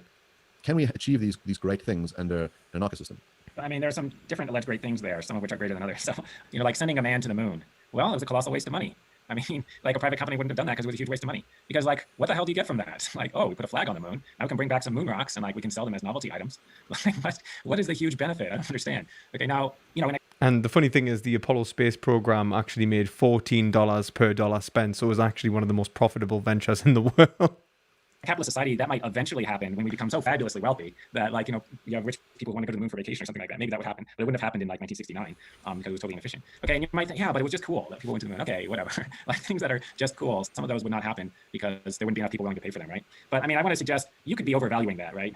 Like maybe the fact that people are not willing to voluntarily pay enough to make the space program happen means that it's not worth it, right? Like the coolness is worth something, and I don't know how much the space program cost, okay, but whatever it was, maybe the coolness isn't worth that amount, right? Now about the vaccine, that's actually a tangible benefit. That's a lot better. Like getting a vaccine for a deadly disease is a lot better than landing someone on the moon or whatever. Yeah, but I mean, you can sell the vaccine, right? Then you're worried about, but like the company, when they're doing the research, they don't know if it's going to work out, and like they could spend a bunch of money doing research and it could fail. Okay, but wait, this is also explaining, and then maybe the government will bail them out. Okay, but this is also explaining the problem with the government. So that creates a moral hazard problem, right? Like if they're really expecting the government to bail them out if they fail, that means that they don't have enough incentive to not fail, right? That means that they can waste a ton of money on stuff that doesn't work out, and we don't want people doing that, right? Okay, so like what should they be doing? Well, they should be doing kind of an expected utility calculation. And like, so if you're a utilitarian, this is what you want. But also, this is like, what you want as a businessman. You want them to say something like, okay, what's the probability that this line of research will succeed? And if it succeeds, what's the value of the thing that it's going to produce? Like, how much do we sell it for? And then what's the cost of this whole line of research? You want them to... And then obviously, because of the way that capitalism works, only a certain member of the population will be able to get it deliberately so that they can inflate the price of the product. Those against each other and only do the line of research if the expected value is greater than the expected cost. Okay, and like the benefit of having the government there to possibly bail out companies. I don't know if they've bailed out pharmaceutical companies. I don't know. They bail out a lot of people, so they probably have. Right, but like if they're doing that, then they're just enabling you to go ahead with something even when the expected value is less than the expected cost, right? There's two problems raised by your response. So the one problem is that it hints towards an issue of value. If the only reason why we pay for something is to obtain something profitable, then that might not encompass all values that we might want to fund. So, for example, we might want to fund the arts, even though the arts are not valuable, and we might think of space exploration in that way. So it turns out that when they did send people to the moon, there were actually all sorts of unforeseen benefits along the way. So, for example, with the Hubble telescope, they didn't know this at the time, but it turns out that the algorithms that are used for the Hubble telescope are also used to detect breast cancer in mammograms. But that wasn't the goal of the Hubble telescope. And it turns out that all sorts of technology that was used in the space race. $14 per dollar spent. And I think there was over $10 billion spent. So it was like $140 billion. It was like incredibly profitable. To get to the moon had later benefits, but that's just going to help your case, right? So you're going to say, well, if that's really the case, then well, yeah, go to the moon. And then Mark wouldn't have the objection. But let's assume for a moment that there aren't these unforeseen consequences, and it's not beneficial. It still seems like funding something like a trip to the moon, even though it's not worth it in terms of tangible benefits, maybe worth it in terms of intangible benefits. And so it seems like the problem with a purely capitalist view, with no sort of no governing body that's pushing some other values of importance, might miss out on those values. Yeah. So I mean, Why you know, aren't like the that? space program could produce these beneficial technologies, but like art probably will not. Like I don't think people are. Why doesn't anyone, and art actually does produce a considerable amount of money dependent upon, like, you know, things like tourism and such. But like anyway, like what if we were to consider the fact of why aren't we considering socialism here? Like, why is nobody mentioning, you know, as I don't know, something like workers owning the means of production, whether an individual is entitled to their private property and how they're entitled to private property? What is the fundamental, like, where does fundamental entitlement come from? Argue, oh, you know, by subsidizing fine arts, we've got some great technology. So, you know, with things like the space program, if it's really true that you can rationally expect to get new technologies, so you don't know what they're going to be, but if it's actually rational to expect that there will be super valuable new technologies that will be more valuable than the investment in the space program, then private companies should be willing to fund it. Right? And if they're not, then it's probably not worth it. Okay. And then if you say, oh no, private companies are just short-sighted and they don't realize that there are these technological benefits, but I, like a theorist or a philosopher, can see that there are going to be these benefits, I think you're probably wrong. Because if you had better judgment than the entrepreneurs, you'd probably be the one who was rich. But anyway, okay, but That's not how that works. you know, going on to the point about subsidizing the arts, you know, should people who don't like the fine arts be forced to pay for it? Because that's what it is, right? There are people who like to go to art museums, and like the museum can charge them money to go. Right. And then you say, oh, but like they're not going to pay enough. There's not enough of those people, or they're not willing to pay enough to make it worth it for the art museum to exist. So we need the government to pay, right? But what that means is we need to force the people who don't want the art to pay for it. This is not fair, right? And you know, like there are a lot of people who get nothing out of it. Sorry, but that's true. A lot of people who see the great art and they're like, whatever. They don't even, in fact, it's like negative value, right? You like make them go to the museum. They're like, oh God, I would pay to get out of here. Yeah, so I mean, point taken. But that we could push this case, right? So it's not the arts, let's say, for example, but something closer to Mark's case of the COVID vaccine. Suppose it's not a COVID vaccine. Suppose it's a treatment for a rare disease. Okay, so it's a certain type of cancer. It takes an enormous amount of R&D, a lot of money to develop that cure, and it just isn't profitable for any companies to do it. On a state system, you could have funding for those kind of diseases. With a stateless system, you couldn't. you can get the government to fund some things that are good but not profitable, maybe. Depends upon what your value system is, right? But like that thing about the arts, you might think, well, maybe it's just like intrinsically valuable. Maybe the value of the art is not just the amount of pleasure that the viewers are getting out of it, but there's like this intangible benefit that you can't measure or whatever. And like you can get the government to pay for it and you can't get private industry to pay for it or whatever because it's not profitable. But you should remember the other side of this argument, which is you can also get the government to pay for bad things that are not profitable. Right? And like it's not so obvious that... But that's fair enough, and I agree with that. That's why you could have libertarian socialism, in which case we could remove the problems in terms of necessity. So we could establish an ethical state and then have a market. Like, this is what we expect and want to live in, and it's fair and just, and then we'll have a market. So why wouldn't we do that? That the government is going to have the correct values so that they'll be doing the good things but not the bad things, right? Now about your example of there's a disease that's rare and so you can't get private industry to do research into it. Well, so the private industry is focusing its resources on more common diseases. The government might decide to focus its resources on rare diseases. Well, I mean, I don't know, maybe they would just... Maybe the government's focusing on individual, like, welfare, consideration of, like, I don't know, and even cures rather than treatments, right? The private industry would focus on a treatment because it's more profitable, whilst the public industry focuses on cures because cure is better for the population. Like, a lot of the time, profit doesn't run in the way of progress. Just focus their effort on things that are kind of like appearing in the media, or that like stimulate people's emotions or something like that, or like have some connection with somebody's political ideology. Okay, well, that's probably not the best way to distribute resources. Actually, the thing the private companies are doing is rational. Like, if just from a utilitarian standpoint, as well as from this like profit-making standpoint, it's better to cure a disease that more people have. No, because you could have it like utilitarian standpoint. What utilitarian, right? Like, are we talking about pretty much no matter what utilitarian you talk to, hierarchize interests in terms of like vital and trivial.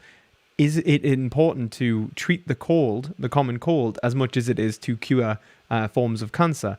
One is life-threatening, one is mildly debilitating.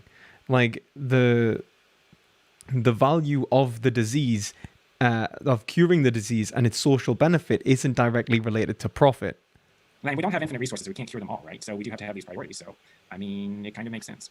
So just a quick push on that. I mean, it might not just be rare diseases. It might be diseases that are endemic in parts of the world where people are very poor. So, for example, the classic case is something like rich people will fund baldness drugs, but they don't really care about malaria drugs because they're very unlikely to get malaria. But malaria is going to be one of the biggest killers in the world. So the private pharmaceutical companies don't have the interest to come up with a good cure or distribute those drugs to those places where people are dying. And if you're doing the utilitarian calc, you've got hundreds of thousands of people dying in pretty miserable conditions, but they can't participate in the market economy. So much the worse for them would be the answer. And obviously, the market economy is directly being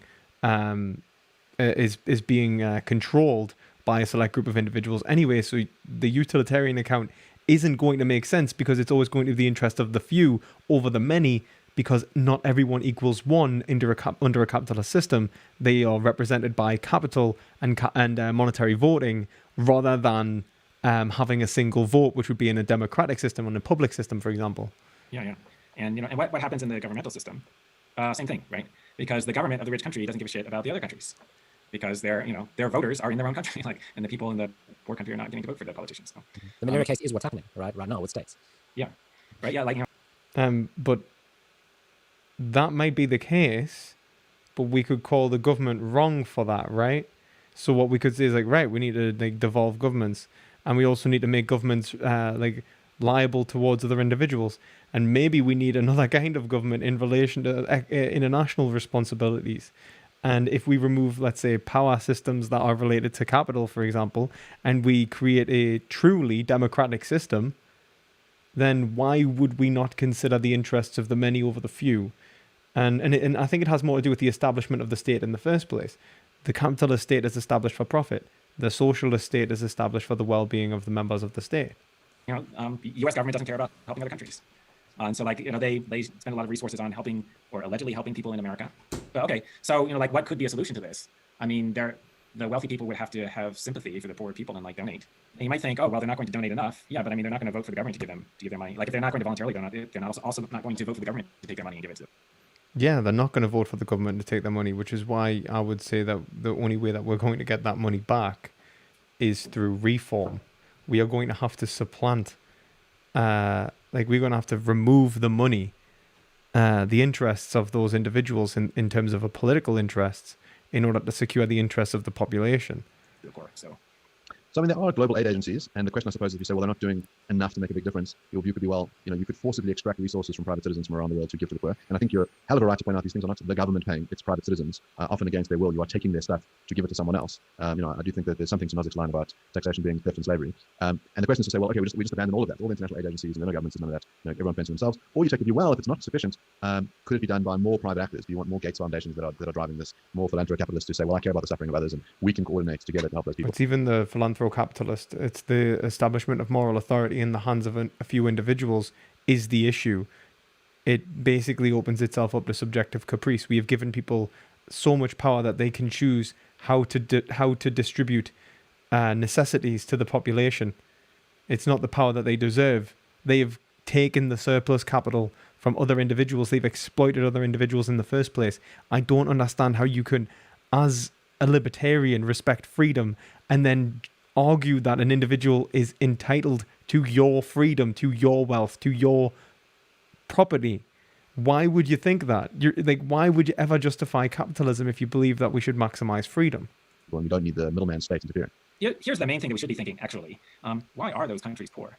Let's fix that. Right? The main thing we should be thinking is not, let's take money from the rich and give it to the poor. Right? The main thing we should be thinking is, how can we get those poor people to do what we're doing? Right? We may not be able to. It's easier said. I mean, get those poor people to do what you're doing. They are doing what you're doing. They're just being kept in a global economic system which is actively crushing them and keeping them poor deliberately. Been done, right? But I mean, basically, those countries need to become more free market capitalists, right? And it's going to take some time. They're going to over a period of decades have to develop and then eventually become wealthier. And that's eventually become wealthier. That you genuinely believe that somewhere like Somalia or Nigeria is going to be able to compete in a global economy with the United States ever?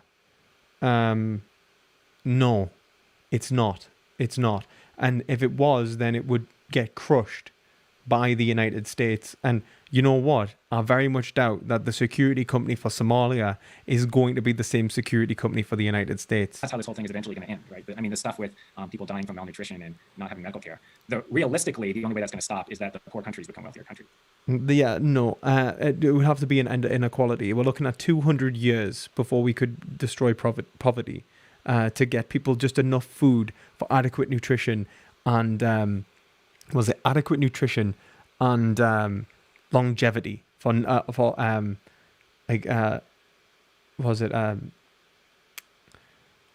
adequate nutrition and normal longevity. So that would be, so it's 200 years from now. That's what under current economic growth. Now, that's not including recession, which is built into this structure of society. Like it's built into this economic system. So yeah, and how we're going to solve recession if you know, like an economic collapse. The only reason that's being resolved in the last few years in any way is because the government stepped in and bailed out the corporations which have accumulated such wealth, took unnecessary risks, you know, basically destroyed our economies. And then we, the taxpayer, have had to basically go in and go like, look, we're going to pay you to not let our economy get, you know, absolutely dicked on. Please don't let us be poor. But, you know, like, it's just like, if the economy as a whole grows, just everything gets better. Well, don't let us be poor. More like, don't let the GDP start moving. It gets easier to do everything, right? Like, it gets easier to care for unemployed people or homeless people or whatever. Like, they have a better life. Like, homeless people in America have a better life than homeless people in a poor country, just because, like, everything is better because the whole country is richer. Right? And, you know, and I mean, the relevance of this is, my claim is, if you have a more pure capitalist economy, then everyone just gets richer. Like, the economy as a whole grows, and that makes it easier to do a lot of things. So let me ask you this. If we think about different positions on a political quadrant, so let's not talk about left and right. I think that's often obfuscated language. So let's say on the top left, we have authoritarian communism. So we can sort of imagine the Stalin-style way of doing things. Let's say top right, we've got authoritarian capitalism, so maybe sort of like a Pinochet situation. We've got bottom right, your position. So that's there's no state, it's anarchic, but it's capitalist. And then we've got bottom left, anarchic communism. Now, if I said to you, I know your ideal is to be bottom right. In other words, you want freedom from the state and you want free markets. But you've got to now pick a second one that you would like in order of preference. Which one do you go for? I'm assuming it's not going to be the authoritarian communism that's going to be a complete polar opposite to you, but it does force a choice. No, I want to force you into a block. So the one is basically, do you choose the freedom from the state or do you choose the free market? Oh, yeah. So like the right-wing authoritarian or left-wing anarchism? Is that the question? Yeah, left-wing anarchism. Why? Because it's going to turn into right-wing anarchism. That is why like would left-wing anarchists. Why would left-wing anarchism turn to right-wing anarchism? It's actually, I would say, a rational anarchist. There's actually an old-fashioned saying. Not every socialist is an anarchist, but every anarchist is a socialist. Okay, right-wing anarchism is usually seen as extreme and ridiculous by the majority of individuals, whilst left-wing anarchism is usually seen as fairly rational and ethical, just perhaps too idealistic. Like, yeah, I would agree, Sergio. I hope I said that right. I don't believe that there is such a thing as the bottom right. I do believe that it would become authoritarian by its very nature. Capitalism seeks to supplant authority into the hands of profit, and as profit becomes collected, centralized in relation to certain organizations, authority moves with it, and so you will end up with a power structure. I would say that it's more likely that like bottom right, like anarcho capitalism will lead to authoritarian capitalism, and I can show the mechanism in relation to that, but I can't show the mechanism of how left-wing anarchism would lead to right-wing anarchism. You know, like in a sense, their heart is in the right place. They're just confused about the way the world works. And if they set up their society, if they're really committed to the anarchism, it's going to go fine, because what's going to happen is they're just going to evolve into capitalism. Right? And you know, why am I saying this? Like evolve. I think it's a devolve. Devolve. I think you mean devolve. There's not going to be any progression into capitalism from a state in which necessitates certain, features of its society in relation to like certain rights of its citizens in relation to what is expected of the market. That the market has a responsibility towards the citizens. Now that's a very different state to the right, to the anarcho right, and also it's more sustainable because the market itself then is covering the true costs of its sustenance, right? But like let's just imagine that even like if you're really committed to anarchism, you wouldn't be committed to capitalism anyway. You'd be committed to like socialism. You'd be the reduction of power and unjustified authorities. Well, why do we have this unjustified employee-employer system within corporations? You would reject that ideologically. Okay, so they want to get rid of private ownership of capital. That's what they want. Imagine that you could wave a magic wand and that happens. Like private ownership of the means of production. Suddenly, every business, the government goes away. That's part of what they want also, right? So the government goes away and every business magically becomes a worker cooperative where the workers collectively own it. And now there's no central authority to stop people from doing what they want. Yeah, now what's going to happen is some of the workers are going to say, I own a share of this business. I want to sell my share. And why would they say that? Because then they'll get some money right away. And like without risk, right? Like if the company goes under, then they lose their share. So if you're risk averse, you say, I want to sell my share and get money right now and not have that money at risk in case the business fails. And a bunch of people. But why would you assume that everyone is going to take the minimum risk? Why would you assume that? Do that. And then some people buy those shares because some people are like, well, I want to take a risk because I think maybe the company will expand. Okay. And also, why is it shares? Why do you think it's shares? If it's worker owned, it would be position based. Why do they have shares? And you recreate capitalism, right? Like that's what it is, right? You have people who are doing the work who don't want to take risks, so they don't have ownership stakes, and then you have the people who take risks and they have the ownership stakes. That's capitalism. That's what's going to happen. That might That's not capitalism, but okay. not be, answering exactly the way that you wanted, right? Well, I mean, we have some real world case of this. So there was, I think it was Chad, which became Chop, one way or the other, important, and they cordoned off a section of the city and proclaimed it a free republic. These were not capitalists. These were, anarcho comms, right? And this sort of little utopia, this summer of love, didn't last very long, partly because some of the people in the society didn't believe in private property rights. And when their iPhones got taken, they complained and they said, but it's mine. And, the sort of guys walking around with AK-47s said, no, it's ours. This is all ours.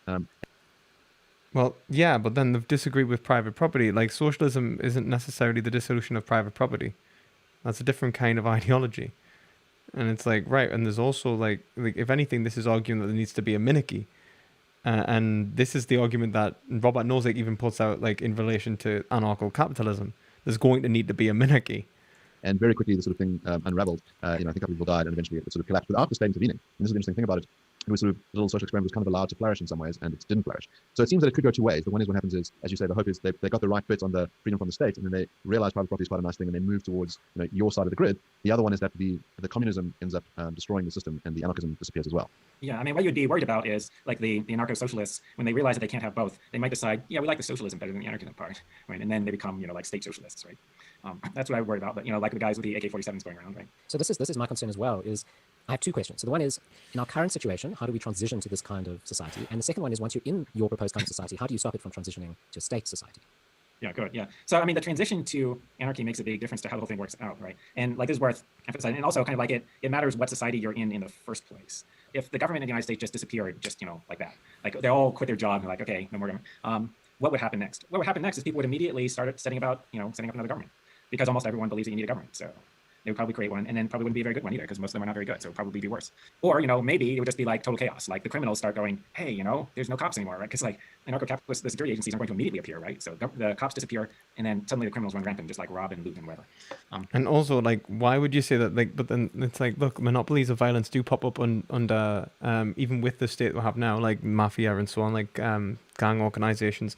Why wouldn't they pop up in anarcho-capitalism and even be considered legitimate authority? So you could have, like, for example, the mafia pop up in a certain area, extort individuals, gain power and control, and then do the whole Yakuza thing, masquerade themselves as an official organization, run a propaganda campaign, and then establish themselves as like a decent and fair security company, while actually actively undermining through illegal methods other security companies. And also, why would it be illegal methods? Like, what is the law?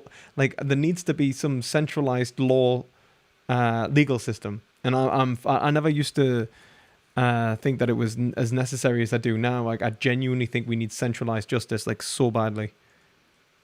Like, that's what would happen. I say this by way of pointing out it matters what the transition is, right? And the way I imagine the transition is that, first of all, you have to convince more people that capitalism is good, and like we should privatize more things, and then the government can gradually start privatizing things. Like they could privatize the police force, as I suggested at the beginning. Like just to, have private security guards patrolling different areas. And by the way, like you need small areas, and you need the people in the small area to get to decide among competing security agencies. I say that because those are like important points, and you could have a privatization scheme that totally fails because they don't take that into account. Like the government grants a monopoly to a private security agency. Well, then that just reproduces the original problem, right? But anyway, okay. So you have competing security agencies. They just like gradually start outsourcing, and then eventually the government might realize, well, we don't even need our own police force anymore. Then that goes away, and then the government courts could start doing something similar. Like government courts could start saying, there's certain kinds of cases that we don't feel like we want to hear anymore. We're going to refer you to private arbitration, and then like you try to file a case in the court, and like the court goes, well, here's a list of arbitrators. You guys. You can ultimately cross names off the list. Like you cross off your least favorite arbitrator, other side crosses off their least favorite arbitrator until you select one, and then go have them resolve your dispute. They could do that. There are some cases in which they actually do that, like some automobile insurance disputes. They will refer you to arbitration. They could just do that for more and more cases, right? And I don't see why you can't have private courts for criminal cases also.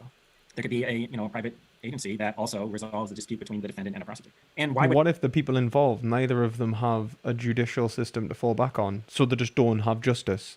We just have literal lawlessness. Like the bad kind of anarchy for the poor. Is that genuinely what you think's justified? That we have people in ghettos murdering each other and no one is held accountable? would anybody want to do this? Like, the court's motivation might be they're overcrowded, right? They have like huge backlogs, so they would like to get rid of some of their caseload. What would be the motivations for the people who are going to court? They would like it too because they want their case resolved more quickly. They don't want to wait in line for 6 months or whatever. And also, private arbitrators are cheaper, and they're probably more reliable, right? Or at least as reliable as a government court. So it could be a win-win.